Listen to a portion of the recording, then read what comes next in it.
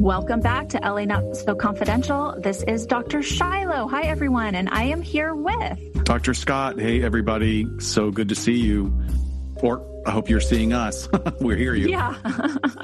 Well, it's November 4th when this is dropping. So who knows what state the world is in. Everybody stay calm. Stay calm. Take 10 deep breaths. Turn on that self-care app. You might need it today. Exactly. Take a mental health day if you have to.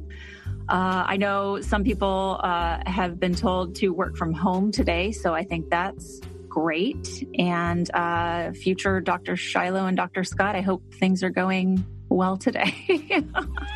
This is so weird, yes. Like thinking about it's oh my God, it's going to be the end of the world next week. Yeah, there's a lot of, we're sending positive intentions and positive vibes for the whole country and the whole world to our future selves 2 days from now. Yeah, definitely. Well, we have a really interesting episode for you folks today, but there's a couple of housekeeping things that we want to get out of the way. So this Saturday, we will, of course, be doing Get Vocal because it's an episode drop week. However, we are going to be on a different channel because we're doing a little different thing. We are helping out our friends over at Two Girls on a Bench, the podcast. Every single year, they raise money to help find a cure for epilepsy. So they are going to be doing live streaming all day long, and different podcasters and creators are going to be popping in and doing segments.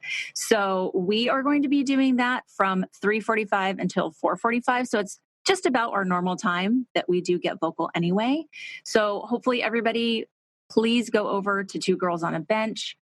Subscribe to their channel on Get Vocal. Of course, subscribe to their podcast. They're two writers in the Los Angeles area, and they're hilarious. And we've done some little collabs with them before.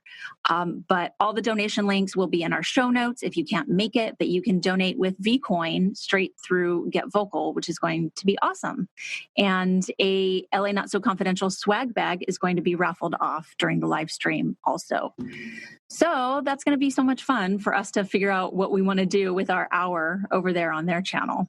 Yeah, we got to get popping and figure it out. Definitely. So I wanted to also take the opportunity to give a shout out to our 4 new patrons. I'm just blown away that people sign up for Patreon for us. We just feel honored. It's amazing that people are even interested in this. I mean, I think it's interesting, but thank you so much. So shout out to Casey, Mona P., Julia J., and William M. We really appreciate your patronage. And for you and all of our other patrons, we're talking about how we can amp up the experience for you, regardless of whatever your giving level is. So we're coming up with some ideas by looking at what other sites, what other podcasts have given theirs. And we've got some stuff coming down the pipes I think you'll like. Yes. Thank you, everyone.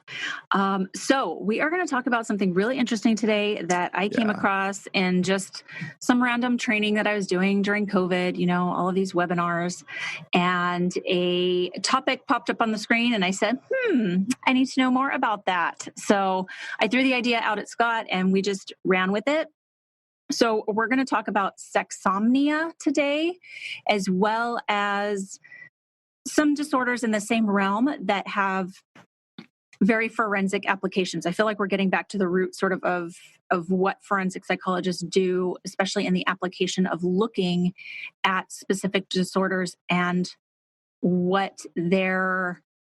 how they intertwine with certain crimes and the evaluations that are done. This is a great one that you chose to, Shiloh, because this is confusing. Like you once again sent me down this rabbit hole of something that I had only ever heard the term once in passing and kind of let it pass. And I did not realize that there is, I wouldn't say a wealth of information, but there's some really important information and major court cases, like major criminal charges. And circling back to what you just said, this absolutely gets back to the basics of that nexus between law enforcement or the legal procedures and psychology that makes us forensic psychologists, because there's a lot of controversy. And you're going to hear some cases that we discussed today where everybody's lawyered up. The people, the defendants have expert witnesses, the prosecution has expert witnesses, and they're all coming to some very radical, different outlooks on these cases. Right. Right. Yeah, it was very interesting to read through some of the literature and the case studies that have been put out there by experts. But why don't you give us a rundown just on sleep disorders in general? Because I think that's kind of interesting to think of those as being in the DSM because they feel very biological and medical. Yeah, you're absolutely right. It does feel very medical, which there's only really a slender amount of overlap in the DSM of medical versus mental health. And there's a reason we want to be really careful about keeping those domains separate and only overlapping when it's absolutely necessary. And also we got a 3-star review on iTunes today. Please tell me about yourself, Scott. Yeah, she's like, so I've already been criticized for talking too much about myself, but hey, I don't really know what you're listening to podcasts for that are hosted in our format if you don't want to hear about us. But just so you know, Scott, this is your podcast as well as mine. So talk about yourself as much as you want. Thank you, Dr. Shiloh. Yeah. I appreciate that. I'm like, you just yanked me out of my shame spiral. I appreciate that. Good. I'm good enough and I'm smart enough, and by golly, people like me. You're worth it. Right. I'm worth it. So, but you're right. I'm fascinated by the medical stuff. And especially this kind of hits home for me because in the last few years, I was diagnosed with a sleep disorder, which is very common, sleep apnea. And it's only one of a number of sleep disorders that we're going to be talking about. So we're also going to clarify some terms, the difference between sleep disorder and parasomnia. Once again, there's overlap, but not all parasomnias are sleep disorders and vice versa. What's really interesting is just how really sleep disorders, particularly things like sleep apnea, which can be the basis for many other disorders and major medical problems, is really only coming into common lexicon in the last 20 years. And there's a reason for that, because the insurance companies finally have all cleared the way for people to be put on CPAP machines. Sleep apnea is caused by a physical structure in the back of your throat. What it causes is when you're asleep, you might be snoring, you might not be snoring, but the main thing that's really dangerous, especially in the long term, is you're getting very little oxygen to your brain. So the way it was described to me by a doctor is that for someone who has really severe sleep apnea and has below threshold oxygen intake levels during the night, it's like they're drinking an entire bottle of wine before they're going to sleep. So it's literally, you can imagine, so every single night you're kicking back an entire bottle of wine, which is another issue because when you are really into the alcohol, you're not sleeping, you're just passing out. Right. So you're not getting those deep stages of sleep that we all need. You're not getting the deep stages of sleep. You're not getting all the benefits for all of the oxygen to support the vascular system into your brain to clear out all the bad stuff, which then contributes to many things down the road, including early onset of dementia, as well as heart problems, obesity, all sorts of stuff. So I find it fascinating. The sleep apnea thing is really big, especially in the male community, because there's a lot of shame about, like, what does it mean to be on a CPAP machine? You don't feel sexy. You don't feel, how am I going to be intimate with my partner? All that kind of stuff. And it's something that I reached out when I got put on the CPAP machine. I reached out to the expert in the US, this really cool doctor on the East Coast that gave me all this information that I wish my GP had given me. But anyway, winding it back around to sleep disorders, they're now recognized in our new Diagnostic and Statistical Manual, DSM-5, which is not really new. I mean, it's been out for 4 years now? 2014. Okay, so 6, even more. Yeah, okay, so it's not new. We should have all adjusted by now, but I still speak in DSM-4, unfortunately. Same. So I need to get on top of that. It's hard when you're trained on one and then they switch it up on you 5 years after you graduate. Yeah, exactly. And you got to, like, everything is like, oh, we don't look at it this way. Then you have to change your view on this and this. Yeah. But so some terms to remember as we're going through all this is that within this category of sexsomnia and sleep disorders and parasomnias there is an SRV, which is short for sleep-related violence, and SBS, which is sexual behavior in sleep. So, and we're going way beyond nocturnal emissions, like, when young men who are going through really the throes of puberty, and it's actually quite common to have nocturnal emissions or ejaculate while someone's having an erotic dream. But of course, when you're a teenage guy, literally a wooden post can be erotic. So, yeah, it's not unusual at all. So sleep disorders or sleep-wake disorders can be, as they're sometimes called, are problems with the quality, the timing, and the amount of sleep. And that can result in daytime distress, physically, mentally, emotionally, and it can impair the overall functioning of an individual who has this problem. These disorders occur often with other medical conditions and or other mental health conditions like depression, anxiety, or cognitive disorders. So there's different kinds of sleep-wake disorders. Insomnia is the most common. So, and of course, insomnia can be caused by a lot of things. It can be caused by chemical, like you've got too much coffee in your system, or by anxiety, which means you've got too much adrenaline pumping through your system. So the main thing to remember is that sleep disorders, sleep is just necessary. It feels weird to think how much we sleep during our lives. You're supposed to sleep really a third of your life away. Mm-hmm. It's the first thing I assess for when people come in to see us. Yeah. I ask everybody about their sleep because it is so foundational to wellness overall. So it is very connected to psychological assessments. Yeah, and such a great point that you made in doing assessments, because how many times, especially when we've been working with law enforcement officers, and especially with male law enforcement officers, they're the first ones to come in and they sit down at your desk with all their gear on, and they've got a freaking 32-ounce Monster or Rockstar or, 3 cans of Red Bull in their gear. And, I remember this too. I remember being like an undergrad years ago, and you kind of take it on like, oh, I can get by on 3 hours of sleep. Yeah. Well, yeah, you can when you're young because your body and your brain are really resilient. But literally by the time you're in your mid-20s, you better start taking care of yourself better in sleep. Yeah. So anyway, there are explicit dangers related to sleep disorders, especially long-term effects on physical and mental health.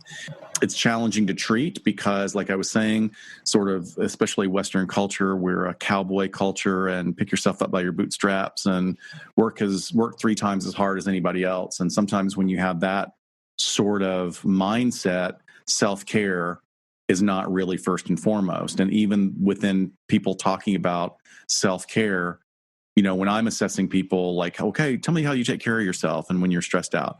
Sleep is never in the top 3. Like, oh, I exercise or I hang out with family or I do this. They don't talk about sleep. So first of all, we have insomnia, long-term effects of insomnia, which is an inability to get to sleep or an inability to stay asleep. Long-term insomnia can lead to stroke, asthma attacks, seizures, a weakened immune system, sensitivity to pain, inflammation, obesity, diabetes, high blood pressure, and heart disease. Sleep apnea, which we were talking about earlier, which is like this decreased amount of oxygen to your brain while you sleep, contributes to daytime fatigue, mild, moderate to severe mood swings, daytime grogginess, stroke, high blood pressure. So I may have mentioned this to you in the past. Do you know what they're finding now is contributing, or what sleep apnea contributes to in children when it's undiagnosed? No. It's misdiagnosed as ADHD in boys. Really? It's also like we think of this as an old man's disease. Like you think of it as like an old man with a pot belly, and it's not. It's not. Wow. I think, in fact, there was just as a side note, Amy Poehler and Tina Fey and all their girl gang that worked on Saturday Night Live together, Maya Rudolph, they did a Netflix movie called Wine Country that was like a woman's, hangout film. And it was cute and funny. I thought one of the coolest things was Amy Poehler, her character wears a CPAP. And she said that she did it because having her diagnosis changed her life. She she got immediate results and long-term results. So anyway. Which is how it goes. I've had clients that are just miserable emotionally, physically, mentally. And the second they get on that machine, it's it's such a quick fix like that. Just that I've seen anecdotally. I don't know if that's, but it's like a miracle, you know? I certainly noticed it made a difference. It did not address a one major thing for me, which was afternoon fatigue. But I also have a long day, so, I made up for it in other ways. But what was crazy is seeing how significantly my blood pressure overall went down. Like being on borderline high blood pressure and then just going to normal after just being on CPAP. So anyway, that's very cool. So moving on is narcolepsy. Narcolepsy is really serious and related to brain function. And narcolepsy is basically a lifelong condition that has to be treated with a lot of medications and behavioral changes. And it basically, it's, like standing sleeping sickness. You can basically just become overwhelmed with fatigue and go to sleep, or it's really more passing out than it is sleeping, because narcoleptics don't get the full benefit of sleep when they go through these episodes. So narcolepsy can lead to an increase in accidents.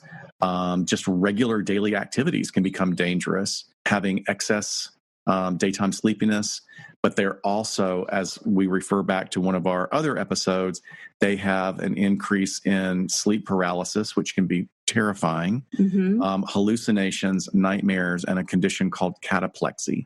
And cataplexy is that twilight stage where you're trying to wake someone up and their sleep is so disordered. Either they're so deep into sleep or one part of their brain has gone into sort of rest mode so intensely that their muscles can't respond to their mental commands. So that's a serious one. We have restless leg syndrome, and we also have REM, sleep behavior disorder. And REM, sleep behavior disorder, is an important one to remember because it's really important for us as humans to be able to get to rapid eye movements, deep sleep on our own, and because it's really dangerous to rely on medications, because medications will knock you out, but they don't actually get you to that level of sleep and repair that you need.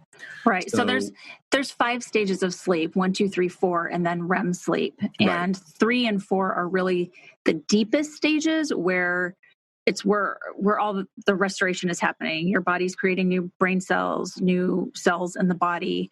All of that is what you need. And you go through those cycles several times in a night, which is why, for most adults, like age 19 to 80 years old, you need 8 hours of sleep, because you have to go 1, 2, 3, 4, 5, 1, 2, 3, 4, 5, 1, 2, 3, 4, 5, 3 or 4 times in a night to get it. And if you're waking up in a stage that you're not naturally supposed to be waking up in, it can be some of these problems that you talked about.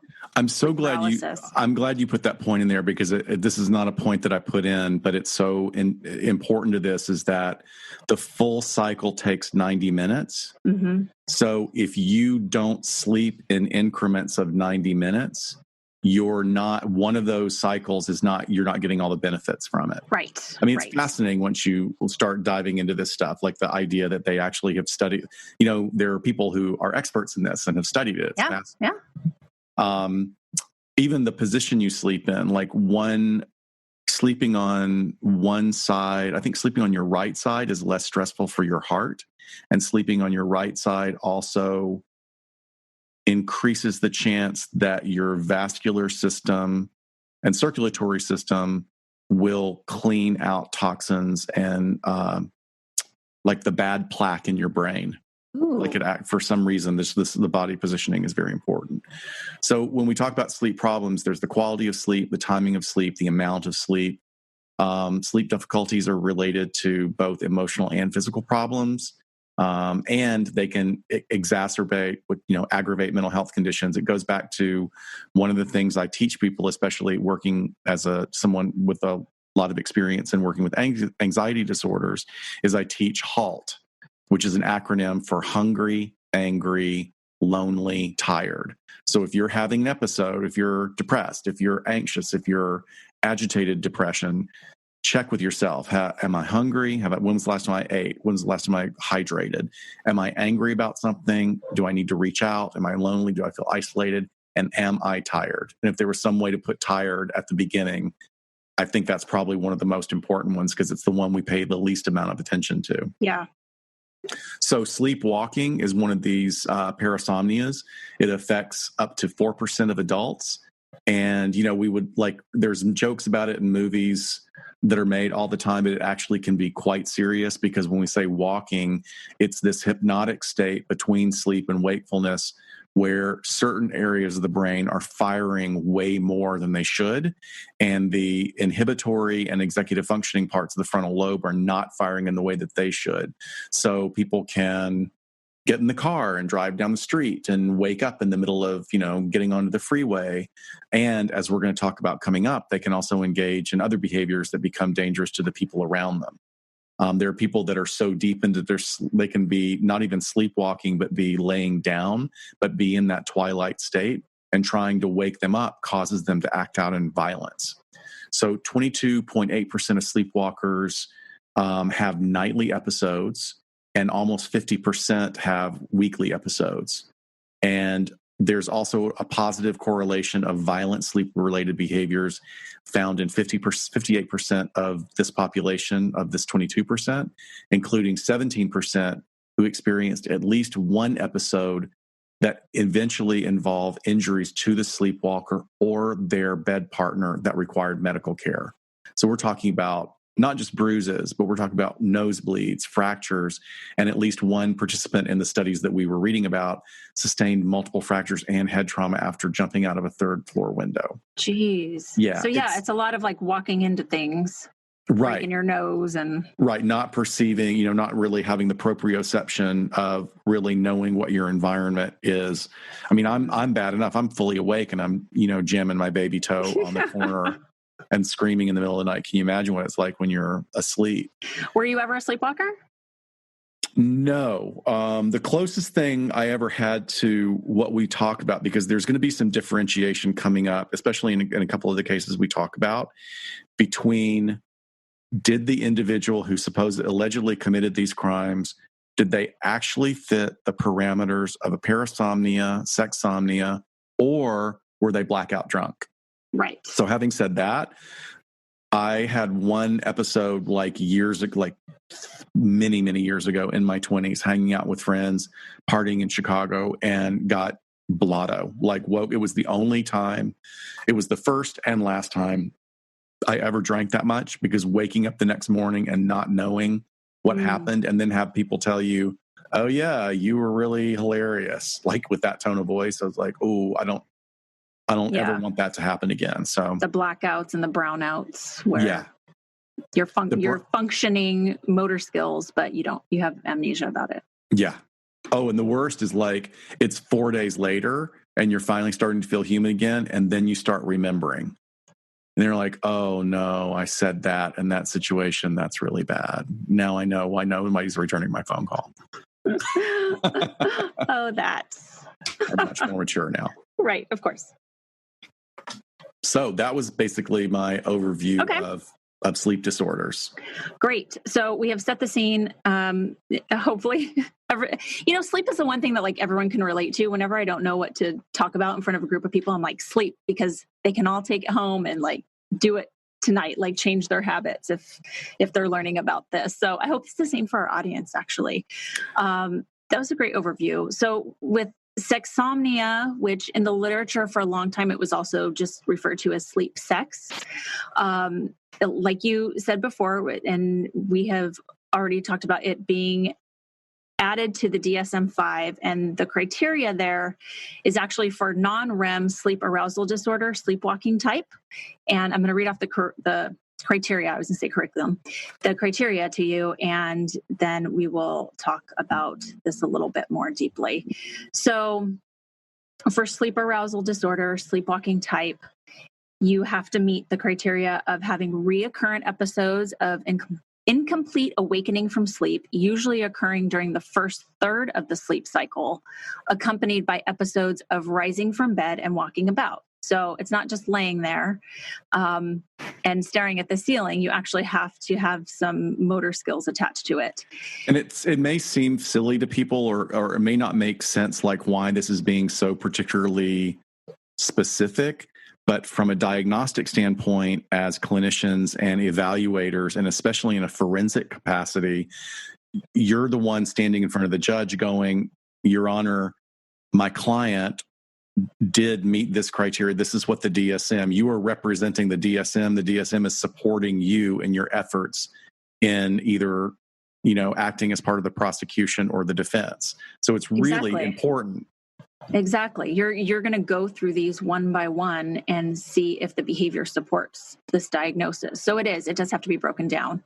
The second criteria is that during the sleepwalking episodes, a blank staring face, relative unresponsiveness to efforts at communication, and difficulty in awakening. So we're talking about usually gaining this information from a bed partner or someone else that lives with them to say like, hey, what did their face look like?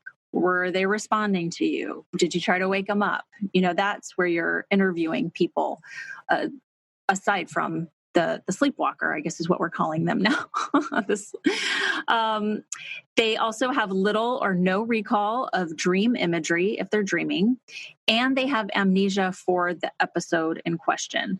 And there was a study from 2007 in the Journal of Sleep that I found that showed in 100% of the participants and their incidence of sexsomnia that all of them had amnesia of the situation. The episodes cause significant distress or impairment in social, occupational, or other areas of functioning. So this little criteria you will see on almost every disorder in the DSM, because as we've talked about before, we don't want to label someone with a disorder if it's not negatively impacting them. And I hope that makes sense to people. And it means usually you're going to go, like people that come to our office, they're coming to our office because it's negatively impacting them. They want support and help and treatment, not because things are going great due to their disorder, but usually it's impacting some area of their life negatively. So this is always sort of a caveat on there. It has to be, there's some sort of significant distress that the person's experiencing. Because if someone was sleepwalking and walking around their house fine and not getting injured, it's not freaking anyone out, and they're not committing crimes, then why would we say that they're disordered? So, exactly. And then the symptoms basically just can't be explained by some other medical disorder or a medical condition or being under the influence of drugs or medication. So that's a nice little wrap up to what you would be looking for if you're evaluating someone for this. In addition, if the sleepwalking type can be further differentiated, there are two subtypes, and it's with sleep-related eating. So the sleepwalker is someone who also eats while they're asleep. And because it happens often enough, the second differentiated type is with sleep-related sexual behavior. So that's the sexsomnia that we're focusing in on today. The prevalence of sexsomnia with adults it's hard to say because of the lack of the literature. So overall, prevalence of parasomnia, which is like the sleepwalking behavior, is about 2 to 6% in adults. So we have to say that it's a percentage of that. It's going to be smaller than that. And you said, Scott, earlier that 4% of adults have sleepwalking problems, right? So I'm going to say it's between 2 and 4% then is the range that we're looking at just based on what we have in the literature. So we're looking at, thankfully, we're looking at a very, very small portion of the population that are going to have these kind of the level of charges and incidents that we're talking about coming up. Yeah, it's incredibly rare. Now, people can say they have it and use it as a defense, as we will hear. Interesting, yes. But yes, actually, actual occurrences, very, very rare. So the behaviors, when we're talking about sexsomnia, anything that you can think of that is sexually related, so that can be masturbation, it can be fondling, it can be full-on sexual intercourse, including orgasm, and also sexual interactions with someone else against their will, so resulting in sexual assault or resulting in rape. But collectively, all of those things is what we're talking about when we say sexsomnia. The person is asleep, is unconscious, which means they don't have the ability to encode and store episodic memory, and they're participating in these behaviors. It generally seems like it's occurring during the non-REM sleep stages. So those, again, are the 3 and 4, like I said, are the deeper stages. REM is sort of when you're coming out of the deep sleep, and then is where you dream and also where you awaken out of. So we're talking about really deep sleep when this is occurring. Men tend to engage in fondling and intercourse when they experience sexsomnia. So the sexsomnia also occurs most often in people who engage in other major motor skill behavior, like eating, like we talked about, or even driving when asleep, like Dr. Scott talked about. So you're seeing overlap in behaviors. It's not necessarily that someone's just a person who only engages in sexsomnia. They've probably engaged in the other major motor skills during sleep as well. So I hope this is sort of shaping up to understand that, like, this is more about the sleep disorder and the types of human behaviors that we engage in while they're unconscious and asleep, like eating or driving is so routine to some people. And sex is, there's a biological basis to that, but also it's a behavior that people regularly engage in, hopefully. Which is very also interesting to talk about, like some of the medications that are on the market. Both Lunesta and Ambien are known for having, one is over the counter. No, is Ambien, Lunesta over the counter?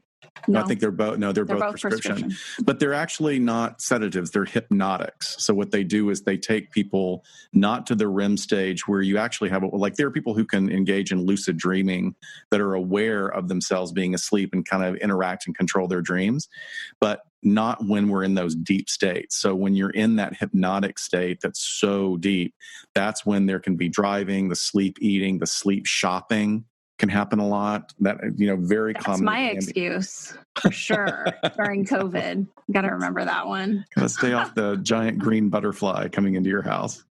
Right. It's really interesting. You were talking about sleep apnea earlier, that risk factors that seem to also appear when people suffer from sexsomnia is sleep apnea, as Huge. well as alcohol abuse and sleep deprivation. So those all sort of cluster together. You're seeing a few of those whenever sexsomnia is actually present for the person. And I think actually as the scientists, as the sleep researchers and experts in this area are trying to drill down into this particular cluster of factors that contribute to sexsomnia, they really are looking at those 3 factors as being the ones that are the big drivers of it. And if those aren't present, then they're going to be looking at something else. Yeah, I think that would be a huge part of an evaluation. There's also an interesting overlap with sleep-related epilepsy for a lot of folks that it was showing in the research, where people can have an epileptic incident, which includes like hip thrusting and some sexual behavior where there might even be arousal and even orgasm happening, but it's more related to the biology of the epilepsy rather than just sexsomnia on its own. That's interesting. That was a whole nother rabbit hole that I was like, okay, I'm gonna touch on this, but I'm not diving deep into it. But it seems like it's something that you would have to rule out for. And obviously someone would have a history of epilepsy if you're looking into their medical history during an assessment. But there have been, sexsomnia can be treated. It involves medication, and it's some form of a bedtime benzodiazepine, and it helps with the sexual behavior associated with confusional arousal, which is sort of like you were just talking about, that confused, slow thinking upon waking state that people can be in. The medications help with that. So, but there have been documented cases of men engaging in sexsomnia, like full-on intercourse during actual sleep studies, where the biometrics confirm that they're unconscious and in a deep sleep. So that's what I wanted to know about. Like, what is the science here? Because it's going to be so hard in a forensic evaluation to determine what you're evaluating, which is essentially the defendant's level of consciousness and their volitional criminal intent. So that's why, and throughout the research, they use the term polysomnograph for monitoring all of these physical and neurological and vascular, everything going on during a full night's sleep. So basically, that's just a fancy term for a sleep study. Yeah. So if they don't really do those quite as commonly anymore because they're incredibly expensive because you're sleeping overnight. I had one, I was lucky enough to have one where I went to, basically into a doctor's office that had 3 bedrooms. And the technician, it took 45 minutes for her to wire me up. We'll post a picture of me. I'll post a picture of the selfie that I took. You have all sorts of things glued to your body and a blood pressure cuff and everything that's monitoring every bit of movement. And when you sleep, what's going on in your brain, how deeply you're going into those cycles. Well, and that's interesting to talk about the access to that because of it being so expensive.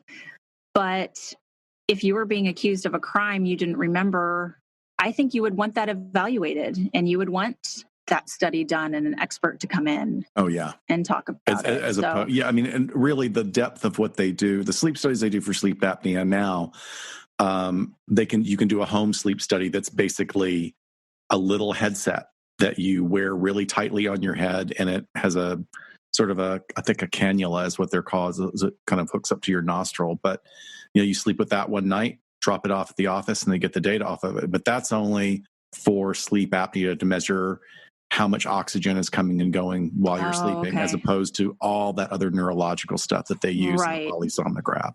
Right. So Sexsomnia has garnered attention basically internationally after defendants in sexual assault cases suggest that the sleep disorder is what led to their alleged crime. And although there's all these experts in the community, specifically in the areas of, sleep studies and sleep disorders, the legal community is still kind of suspect of the legitimacy of this being a diagnosis and a proper defense, as you can imagine, because it's I don't know how many times I had a client say, I don't remember, I don't know what happened. It's just this big blank that now you're having to sort of prove or figure out what their culpability level is at. Yeah, when I came back and did contract for your agency, thank you very much for that money. That was a great job. You're welcome. But I was doing 5 of them a day. I'd go up 1 day a week, spend a 10-hour day in the clinic. And that was what these offenders said every single time. If they weren't denying it, they were saying, I don't remember it. I was napping and then I don't know how my fingers got in there. It's just crazy. Yeah, exactly. So, this fits into that, refusing to take responsibility or malingering, which is basically lying or not telling the truth in order to get, some sort of secondary gain for the situation, which is usually to get out of the alleged crime or a shorter sentence or something like that. So in sexual assault cases, though, sexsomnia has been successfully used as a criminal defense. And like I said before, when this is put forth as a defense, and we're not attorneys, so we're not talking about legal strategy, but an evaluator, a psychological expert, is probably going to be looking for a couple of things.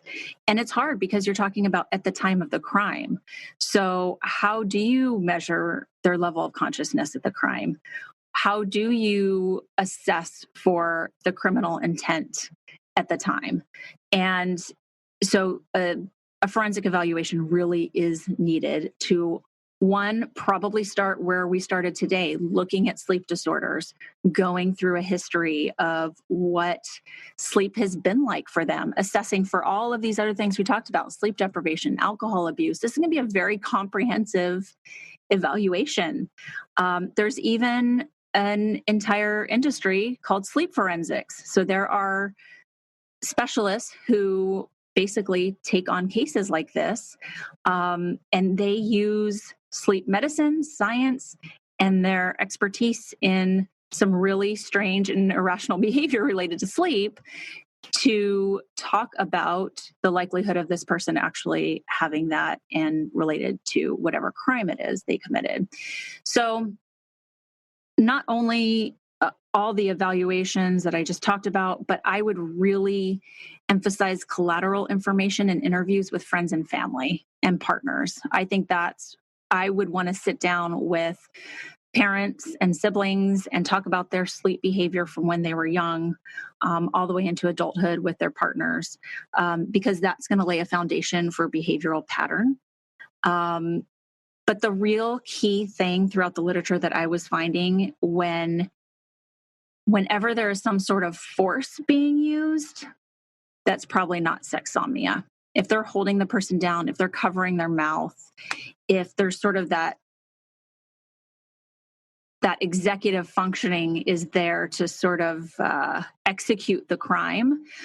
Because when you talk to a lot of these partners, for people who really do truly have sexsomnia, they'll say like, yeah, my partner, he was having sex with me. He was totally out of it. I did try to wake him up. And when I was able to wake him up, he like came to. There's none of this. It's very much like waking someone up who's been sleepwalking, if you guys have ever done that. In all these cases that I read, and I will cover a handful of them coming up, but it was very interesting quickly. And the couple that sounded legit were exactly what you were describing.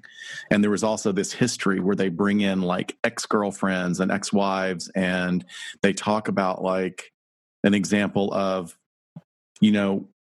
the perpetrator attempting the sex act and not realizing, because they're so out of it, that the partner is still wearing underwear. So Right. They're actually sort of bumping their erection against the underwear and not realize, like, so that fits into what you're saying, like this unconscious violence, as opposed to many of the cases with repeat offenders in certain situations where there's like digital insertion. And sorry, folks, if we should have done a trigger warning on this. There's a lot of talk on this, but like furtive and what ostensibly seems to be planned and almost like grooming behaviors that we've talked about in other episodes to test the limits of the minor. That becomes very clear in several cases. Yeah, definitely. And with partner interviews, it's funny because there's some women out there that were like, yeah, my partner tries to have sex with me, or we have sex when he's totally out of it and asleep, which I'm fine with. And he's actually more effective, better lover when he's unconscious. I mean, there's stories like that. And so it's really interesting. And those were like non-forensic situations, but just when they're looking at what the lives are like for couples that live with this on a regular basis was really interesting. But I digress. I think, when we talk about evaluations, that sleep studies definitely should be a part of this person's evaluation if they're claiming it as a defense.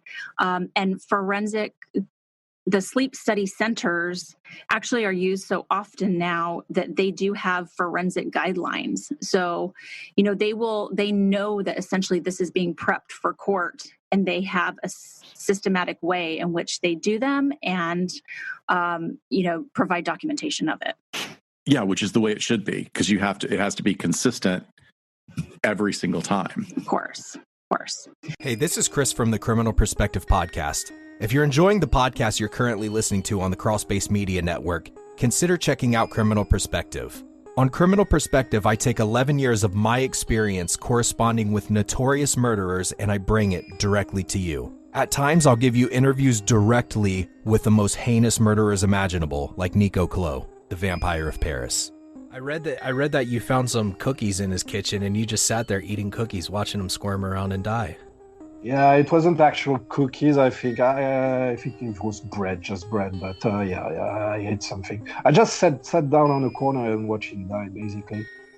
Other times, I'll bring you survivors of violent crime telling their harrowing tales themselves, like Shasta McLean, who survived being abducted by serial killer Joseph Duncan. After being at that campsite for like a week or two, he had asked me how I wanted to die. He said because I had to choose one or the other.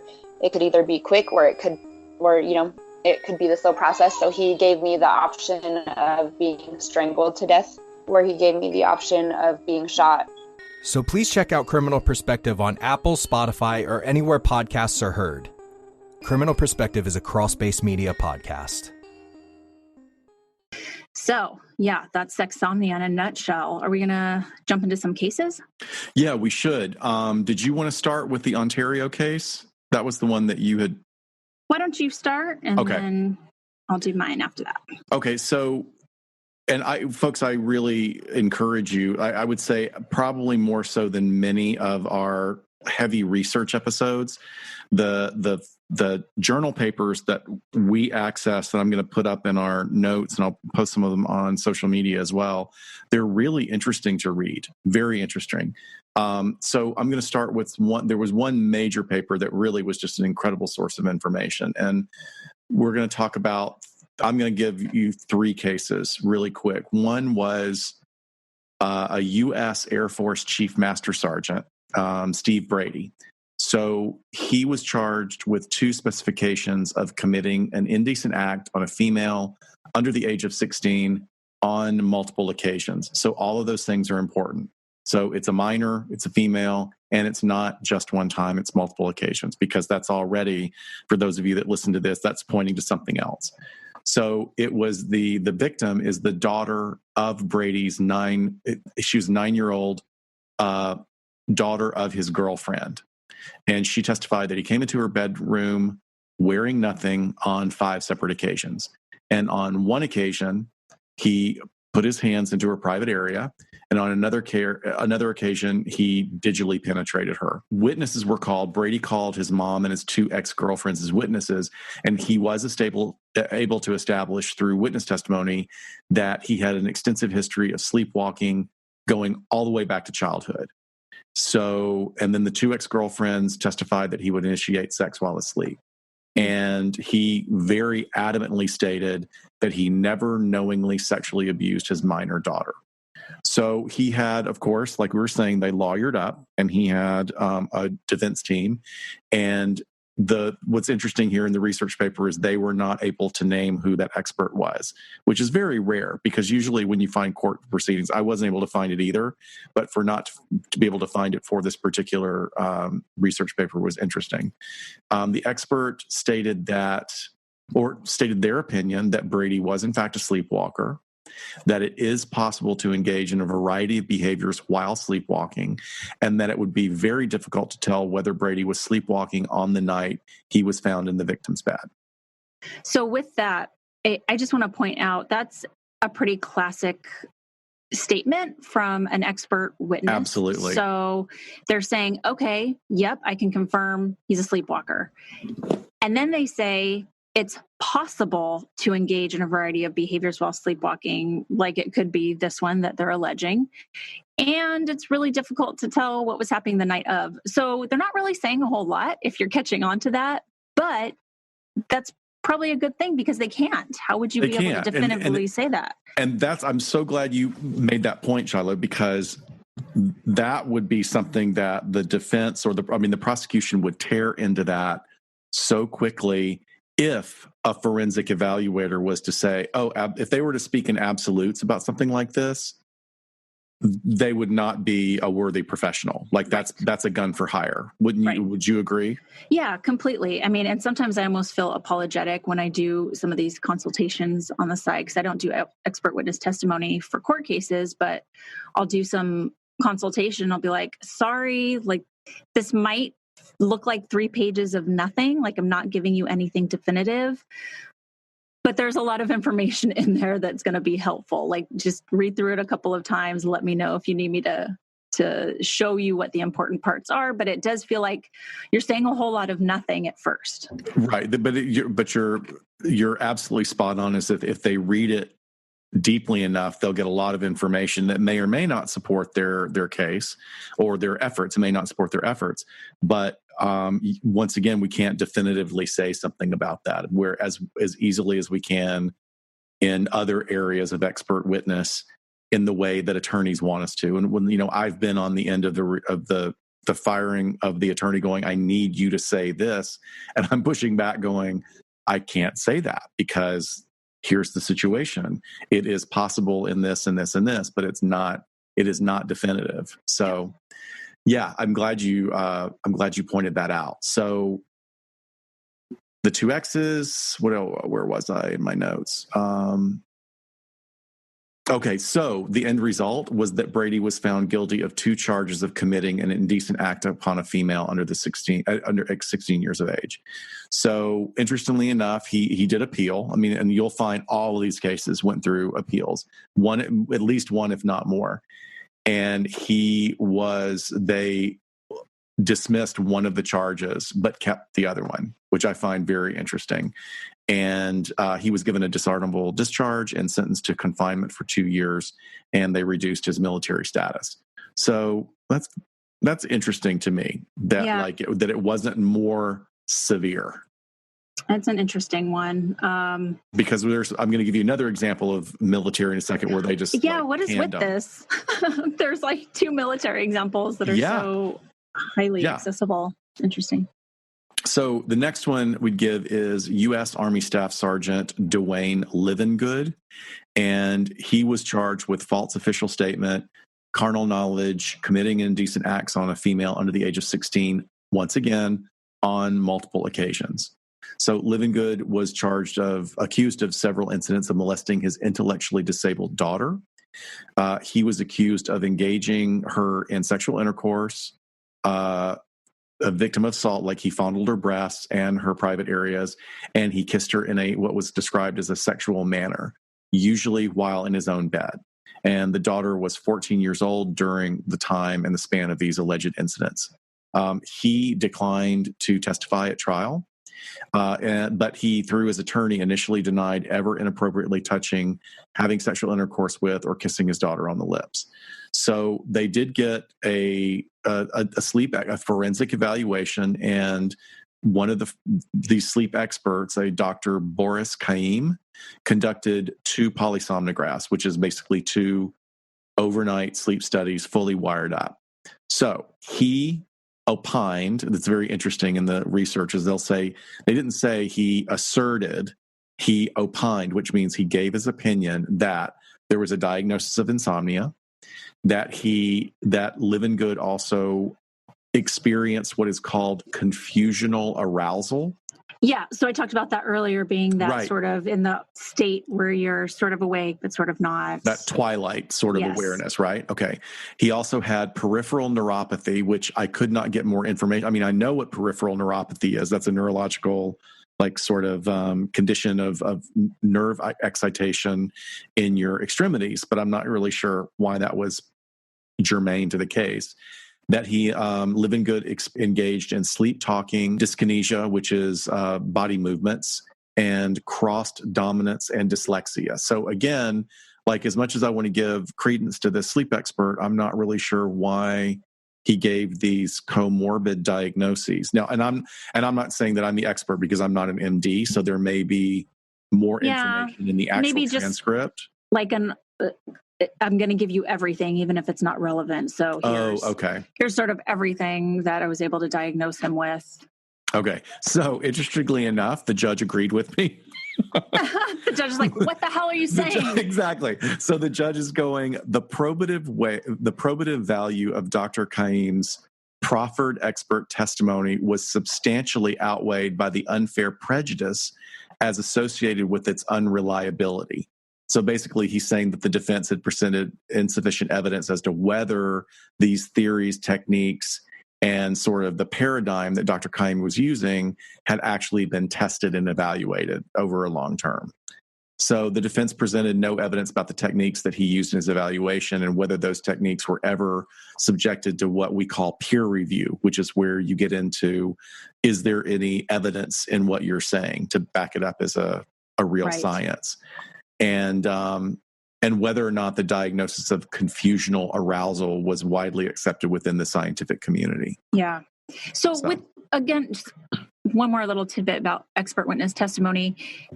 No matter what the expert witness is or their tradecraft or expertise is in, their job is never to say whether or not someone's innocent or guilty. That is the judge or jury's job. It's just to give you expert information on whatever it is that we're talking about that's associated with the crime. So you should never hear an expert say this person is guilty or innocent of the behavior of the crime.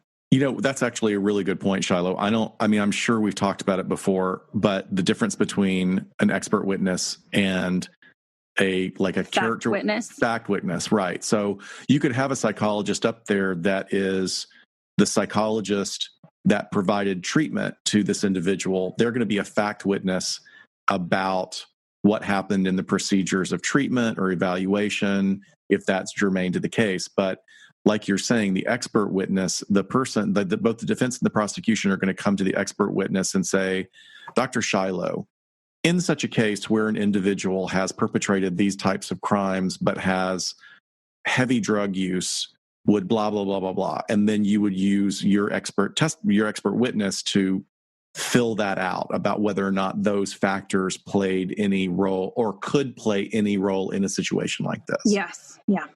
Great. But they won't say, hey, is Joe Schmo over here guilty of this? Because that's not what you would do as an expert witness. Okay, so back to Living Good. He was judged by a panel jury of fellow high-ranking military officials, and he was found guilty. Ooh. So he was found guilty. Good Men style. Right. And the military judge, he appealed it, and he appealed it based on the assertion that the judge in this case abused the judge's discretion by excluding the expert witness testimony regarding his alleged confusional arousal disorder, which is very interesting because basically he's going, well, I know the judge kicked it out last time, but I still think it's important, so I'm going to come back. Now, he was given a dishonorable discharge and sentenced to confinement for 5 years. So they gave him a dishonorable discharge, they lowered his rank in the military, and he spent 5 years in prison for that. Wow. Interesting. Another one, this is one that has a little bit of a different outcome. All of the evidence and the way the case was presented and came out better for this individual. So this was in a case called State versus Scott. Adrian Scott was charged with 3 counts of sexual battery by an authority figure and 2 counts of rape of his stepdaughter. His stepdaughter reported that he had fondled her groin while the family was all sleeping in close quarters. And on other occasions, she reported behaviors where he had fallen asleep in her room. He reported he had no recollection of this behavior. And the span of these incidents with this one victim occurred between the ages of 13 and 18. And then they brought in another MD who is a sleep medicine expert as well, Dr. J. Brevard Haynes. He conducted an evaluation of Mr. Scott, and Dr. Haynes also interviewed Scott's spouse, who reported that, yes, Mr. Scott had fondled her genitals while she was asleep on several occasions without recollection. So like you were talking about, was engaging this behavior, but then would be woken up and she would question him about it, and he would say, what are you talking about? Right. So he engaged in the polysomnograph and a mean sleep latency test. And the sleep latency test failed to show any kind of aberrant sexual behaviors during his sleep. So he wasn't touching himself. He wasn't engaging in these jerking behaviors. He wasn't trying. I mean, they're not indicating that he was sleeping with his partner at the time to view that. But anyway, it didn't come up as any evidence for that part of the test. But very interesting what he came up with. This is part of his testimony. He stated that Mr. Scott's history of night terrors and sleepwalking, and that he's had these, significantly throughout his life. He's exhibited similar behavior with his wife, and his behavior is in keeping with reported other individuals who have this parasomnia. And there's no history of vaginal fondling during wakefulness. So that was an interesting perspective to take, is that the behaviors he was engaging in sexually were completely different from his normal sexual routine. Yeah. Which is interesting, going back to what you were saying, right? Right. Some people were reporting that, their guy's game was a little better when he was out of it than Well, yeah, even if you like, it'd be interesting to see. I'm sure they have studies on the sleep eaters. Like, do they sit down and have a meal of something that they normally prepare? Or is it something totally different? Like how much does the behavior during the parasomnia reflect their behavior when they're conscious? Right. And is the literature robust enough to say like, oh, well, he doesn't normally engage in that type of sexual behavior with his partner, so why would he do it when he's asleep? But maybe the evidence supports that they do all kinds of things that they don't normally do. Right. I don't know. I'm suspect of all of these. I think it's so hard to say. Like if I was a juror, I'd be like, what? I'm glad you said that because it doesn't, I mean, I certainly want to check my bias about it, but all of these cases that I was reading just it just doesn't feel substantial enough for a defense. Yeah. I mean, there in other parts of the literature that were so interesting, they were talking about men who would engage, the heterosexual men who would have they would have sexsomnia episodes with other males and wake up and not remember that at all, which is fascinating to me. But I look at it as something almost completely different, like a complete suppressed part of your personality, and you're actually dissociating in your sleep in order to engage in it. But that's certainly not the case that we're talking about here, where these, like you and I are feeling, clearly we're both feeling squeegee about these. Well, and what also came up for me is sort of that sort of old adage that we would talk about in sex offender evaluation, is because so many people with sex offenses say that alcohol or drugs were on board, right? When they committed those behaviors. And what is it that Anna Salter used to say? Her example would be, okay, so, I'm on a business trip and I'm maybe afterwards I go down to the bar and I have some drinks with a coworker and we're both married, right?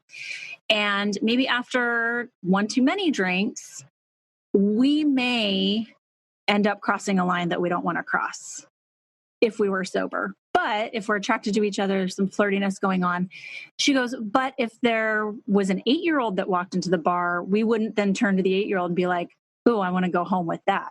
So she's saying like the alcohol is basically a disinhibitor for something that's already underlying for people who are engaging in a lot of these sex offenses. And I see this too. I'm like, well, is this kind of like that, what you were just talking about? Or there's something already underlying here that is happening with a subconscious or unconscious state of mind. God, I love Anna Salter. I know. Her books are so great. Did she retire or something? It seems like she just kind of disappeared. Gosh, I hope so. She did so much great work and she deserves to. She did some great studies. She got these offenders to completely open up to her about their grooming techniques. In fact, the last name is spelled Salter. If you go on YouTube and do a search for Salter interviews, there's some just amazing things that come up. And anyway, let me get back to stuff. Let me finish up, Scott. Yes. So once again, the judge does the right thing and determines that the expert testimony was not sufficiently trustworthy. And it wasn't even reliable to be presented to the jury. Davidson County, Tennessee grand jury found Scott guilty on all 5 counts. And it went to the Supreme Court. But when he went to the Supreme Court, the judgment was reversed and remanded. So once again, like I don't know what to do with these things. Like I feel like I want to really, really look at all of it. Closely. I know. Me too. I think that the fine tuning of the expertise has to be there as well. But I don't know. So I don't have more maybe the judge did the right thing. Maybe the judge didn't do the right thing. It's something that I would just want to look at. I mean, we use the term malingering.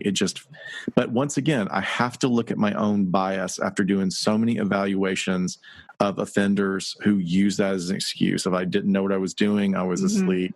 So maybe, I need to check myself in these as well.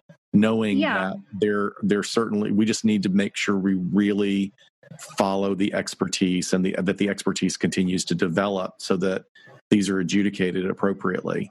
Right. So that one turned out better. Yeah, it did. It did. I have a very recent case. I don't have a ton about any evaluation that was done. I just thought it was really interesting. Of course, it's so recent. It was pretty high profile in Vancouver, Canada. So in 2015, Carl Richard Antonius took a woman on a blind date, and he was 51 years old at the time. He was the president of Boreal Metals Corporation. It's a mineral exploration company. And he was subsequently terminated while he was going through his trial proceedings. But this woman that he took on a blind date, she had lost her keys to her apartment somewhere along the date and accepted his invitation to go back to his place. And he lived in sort of a luxurious apartment that was also part hotel rooms, but he had a pretty cool pad up there, I guess. So she says, yes, I'll take your invitation, but basically said, I have no interest in having sex. I'm not going back with you to have sex. It's because I lost my keys and I don't have anywhere to sleep tonight. So in his testimony, he says that he gave her clothes to sleep in. They actually got into the same bed and they both went to sleep. And the next thing he remembers is that he was standing in front of the refrigerator, basically not knowing how he got there. When he sort of came to, he realized that she was in the bathroom and he could hear that she was upset, whether she was crying or sort of like talking out loud to herself. And basically she said that she wanted to go to a friend's house. And he thought she was angry and upset from being locked out of her apartment, like she had gotten up and was just upset about it. So she gets dressed. He walks her out to get a cab and asks her for a kiss, which she declined. And she gets in the cab and she leaves. Her testimony, she says that when they got into bed, she had to swat his hand away from her once. And he did admit to putting his hand on her butt while they were in bed, but she basically said that she swatted his hand away and then went to sleep and awoke with him on top of her having sexual intercourse with her. So his defense was that the act was involuntary and that he suffered from sexsomnia. She told the court, her victim impact statement was really impactful. She said that the assault left her broken, anxious, depressed, and she lived with a constant fear that she had contracted something from him. She blamed herself for a really long time, of course, as we know with a lot of rape victims, going to his apartment, sleeping in his bed, trusting him. And she says the one thing, I did come to realize I wasn't to blame, but the one thing I did was that I trusted you. And basically he had ruined trust for her from especially males in her life. And there was a lot of anguish in her victim impact statement.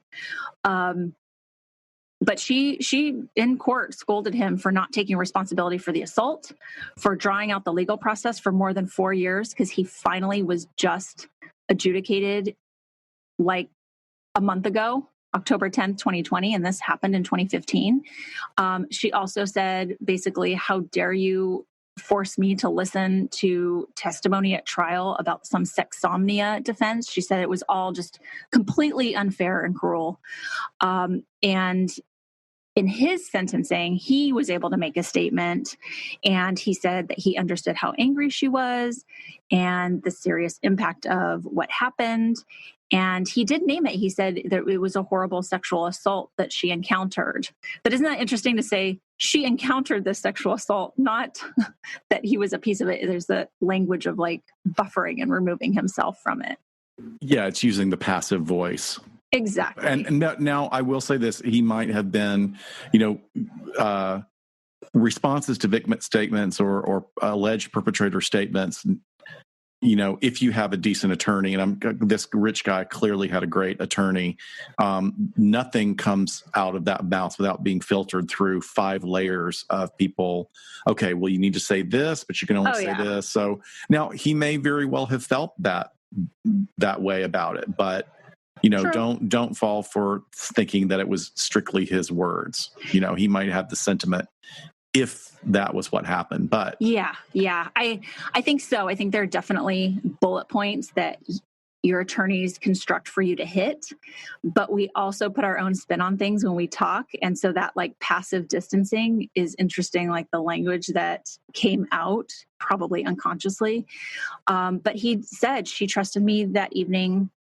I violated that trust and I'm very sorry for what I did. So he actually did come back and own it. That is a very impactful statement. I mean, that is actually, I got to give props for him. I mean, It's a terrible crime, but for saying that, because that really takes ownership as opposed to, one of the things I would hear over and over again working in corrections, when people would violate their parole, the way they'd frame it is, oh yeah, my PO violated me. Yep. Like, no, let's straighten that out. You broke the rules. You violated the terms of your parole. You weren't violated upon. Yes. You violated upon your victim. Yes. Classic. But it's interesting. It's, inmate speak. Yeah, definitely. Well, the trial judge rejected his defense anyway, and he was sentenced just on October 10th, 2020 to 2 years minus a day in jail. But I think I have kind of a hypothetical, I don't know, for you, for our audience. Let's say somebody is diagnosed with this and they know that they have sexsomnia from, previous partners. What do you think the responsibility level is? Say this situation happens, to having somebody that clearly says they don't want to have sex with you, sleeping in your bed with you. You just met this person. What do you do with that diagnosis? How do you live your life with it? Well, I mean, I have some strong feelings about that. It's sort of, how, and there are so many research papers about this, but let's draw a parallel between this and having an STI. Right. Whether it's like, how many people, like a perfect example is herpes. Like if you read, there are so many studies that tell that people just, because there's some shame associated with it, but that's also so well managed and controlled.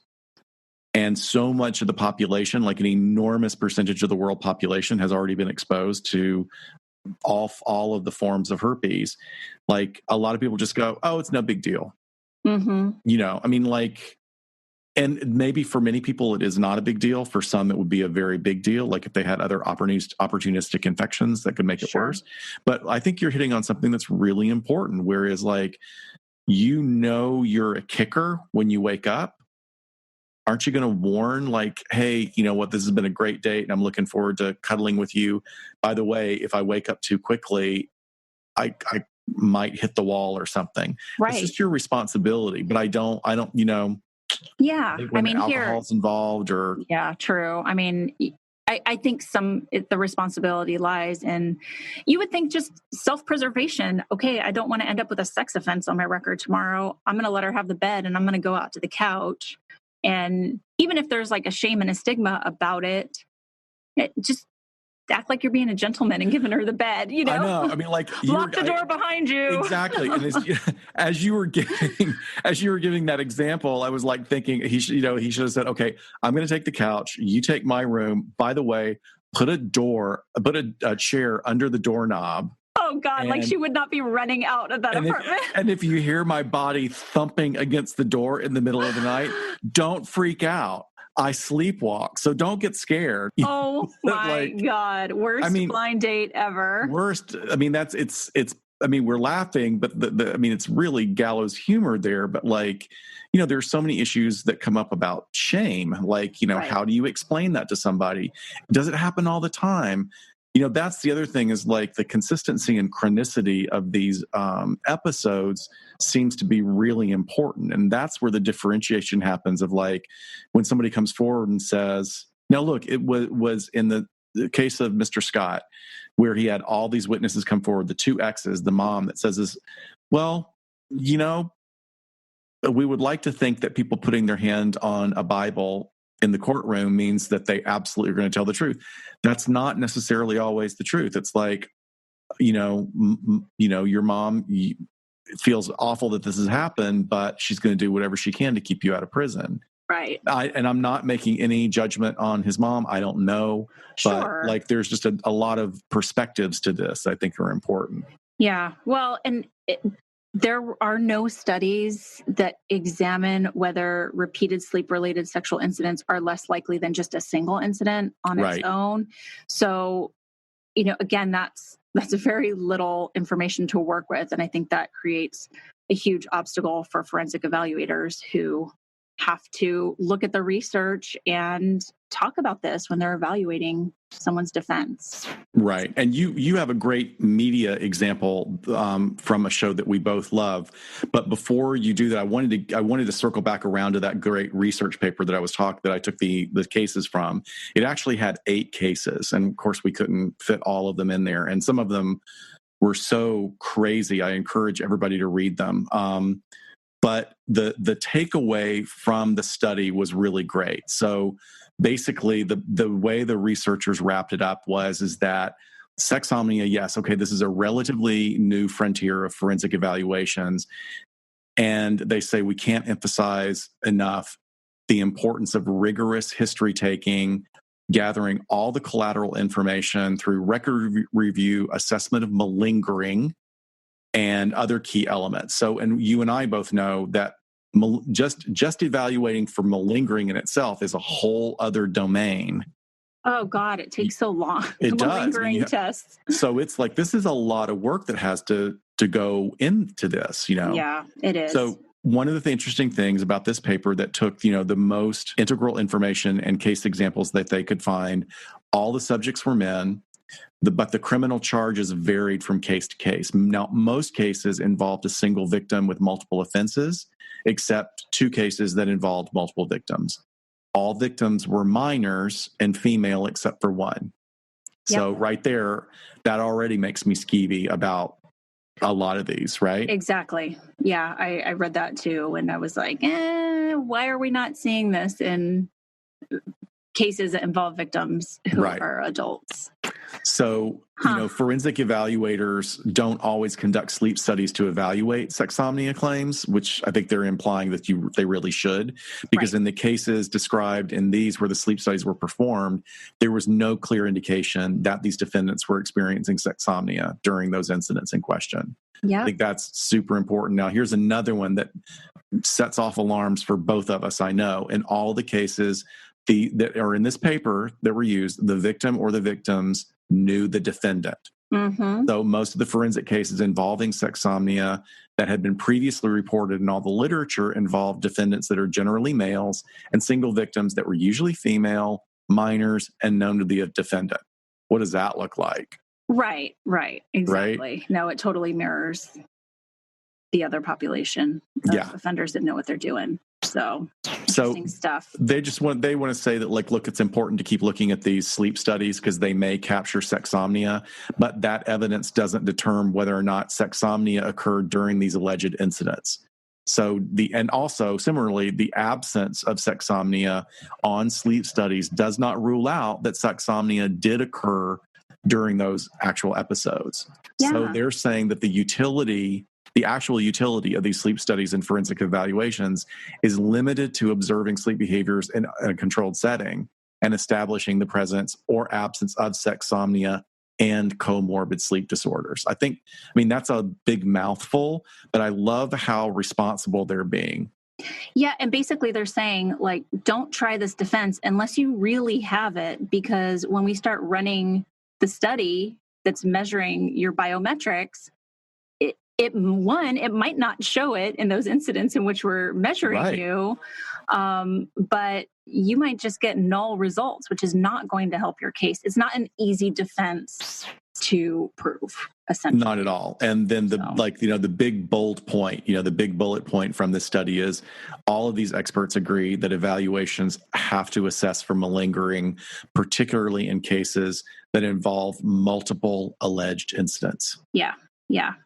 So I was very excited that I did find, you're usually the one that comes up with like the rando TVs or films that have to do with what we're talking about. Of course. And I actually found one this time. And everybody knows that Scott and I love Ryan Murphy. And this is one of his first shows that I think I watched was Nip Tuck. So Nip Tuck was on between 2003 and 2010. It was a serial medical drama that aired on FX. And basically it was about a cutting edge plastic surgery practice in Miami. And then they did move to LA in season 3, maybe season 4. And it was with Dr. McNamara and Dr. Troy. And Dr. McNamara was like the family guy, kind of the wholesome one, but they were buddies since medical school, I think. And then Dr. Troy was like the playboy.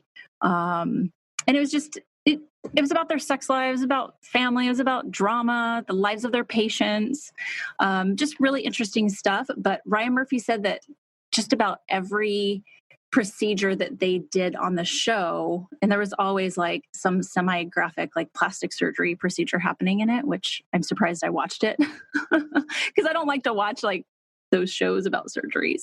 Grosses me out. But he said everyone was based on, some sort of real cutting edge medical surgery at the time. So, but it was a great show. Season 2 and season 3 even had a true crime piece to it because there was a serial rapist called the Carver, and the surgeons would do pro bono surgery to help repair the damage. The victims' faces. I thought one of the great things about that show, in retrospect, I would love to go back and watch it and see if it holds up at all. Because I think I might have still been in casting. But one of the leads, Julian McMahon, who I believe is Australian, he was the most lovable and hateable narcissist. Yep. Like he's an expert. He and his partners are both at the top of their game. Like they know what they're doing. They have a lot of money. They have a lot of power. And it's a very interesting exploration of a bromance. Yes. These two guys that are really, well, maybe I shouldn't say they have personality disorders. Their behaviors and actions are disordered on an emotional level. Okay. And I'll take that. Yeah, they have, certainly flavors of these things, but they care. I mean, and it's one of the things they really do care about the people that are coming in, and they care about doing good work. And what was the key line? What is it when the person sits down? What do you not like about yourself? Yes. Or tell me what you want to change, or something like that. Tell me what you don't like about yourself. Which is like, yeah. I mean, it's almost like a therapy question. I thought that was very open-ended. Yeah, it definitely is. So the character you're talking about is Dr. Troy. So in this episode, so at some point, Dr. Troy, he was actually diagnosed with male breast cancer. And so in this episode, one night he's kind of having these severe reactions to his chemotherapy. He's up all night throwing up, and he swallows his pride and asks their coworker, who's Dr. Liz Cruz, to stay with him and just make sure he's going to be okay. And Liz is like the most well-adjusted character in the entire show. She's amazing. She's the anesthesiologist. She's a lesbian. And she's just a great character. And so she's like, all right, I'll stay with you. And, pat a wet rag on your head and hold your hair while you throw up. So she's taking care of him. And after a very difficult day, she's getting ready to leave, and he asks her, hey, can you just stay until I fall asleep? He's kind of this like baby at this point. And she's like, all right. And so she gets into bed with him. They fall asleep, and then it kind of cuts to her sort of waking up in the middle of the night, and she's laying there, and it kind of looks like she's contemplating like getting up and leaving. And all of a sudden he kind of like turns towards her and puts his arm over her, kind of hugging her, but then basically gets on top of her. Eyes are closed. She's just like wide-eyed, but not protesting, and has a little smirk on her face, and is just kind of like, what is going on right now? But he gets on top of her and they have intercourse, and they both orgasm, of course, because it's television and it took like 30 seconds. She doesn't try to wake him up. She, like I said, doesn't protest. She's a little bit shocked, but otherwise like appears visually to be fine with it. And I know we can talk about like consent and verbal and visual and all of that, but I'm not going to go there because this is fiction. But basically after he finishes, he just kind of rolls off of her. And then a few seconds later, his eyes pop open. So you don't know like really what's happening. So the next day at work, she's like, holy shit, just trying to act normal through the whole day at work. But of course she can't. She's acting weird. And someone's like, you slept over his house? Did you guys have sex last night? And then he says, oh, I was awake the whole time. And then it's sort of left up in the air of whether or not it was sexsomnia. Was he pretending? Because that's a whole other inappropriate issue to talk about. But she just kind of gets pissed at him and is like, oh, I faked it because I knew you were awake. And they just go back and forth kind of bickering. But yeah, it is. It's interesting too. I mean, how that series is 12 years old. Has it been about 12 years? Yeah. So that's probably a little bit longer actually. But that's, we look at those things through certainly a different lens than we did then. I do remember that episode, and I remember that smirk was a really interesting choice, either by her as an actress or by the director, so that you are really delivering a message to the audience that she's aware, and it is implying she's allowing it to happen. Yeah. Right. Yeah, even though, like you said, we could go into the whole consent thing, but for the presentation as part of this, fictionalized drama, that's the way it was done. I mean, it'd be interesting all the years later if you ever talk to that actress to see if she remembered, like, what was your perspective on what was going on? Yeah, exactly. But that's exactly how it was delivered. And sort of like, if no one had ever said anything, she wasn't ever going to say anything. Right. But, it kind of unravels quickly. And him being like the playboy sort of like macho guy, he's like, yeah, of course. Like I got my mojo back after being down, and, I gave her what she needed. And ew, gross. I know. Gross. Totally. And then that's when she's like, no, I just faked that orgasm. But also completely in line with his character, because that's who he is. Like, he's either like saving somebody, and who maybe he saves people because he has that narcissistic hero thing going on. Yeah. But it was a very good show. Lots of interesting cases. Like Margot Martindale played a woman who was morbidly obese and had not left her couch in 10 years or something. And the guy who plays, is it Cassius? That really handsome actor on Supernatural was a guest star. And he was asking for a penis reduction. Oh God! Because it was too large. I thought that was I won't tell you what the giveaway line is, but it's a really hilarious line when they ask him why he wants. Because here is these two guys like, why would you want to do that? Right. And they did like a whole Scientology theme. Oh, the whole thing! I forgot about that arc, that story arc. Yeah, that was fascinating. It was good. All right, I think that's all we have on Sexsomnia, but I think we covered a lot of what there is. We did, but you guys, if you want, I'm going to post links to all of the research. It's fascinating stuff. There are actually some cases, and we pulled a lot from actual news articles that we did not use today, but like information about the defense. Please read that. I think this will make an interesting discussion on one of our follow-ups for not this week's Get Vocal, but maybe in the future it'd be a good one. Yeah, we'll put that all up on the website, of course. So yes, as a reminder, please join us on Get Vocal this Saturday. It's November 7th at 3:45, and we will be on Two Girls and a Bench channel. So that's 2 with the number 2, Girls on a Bench.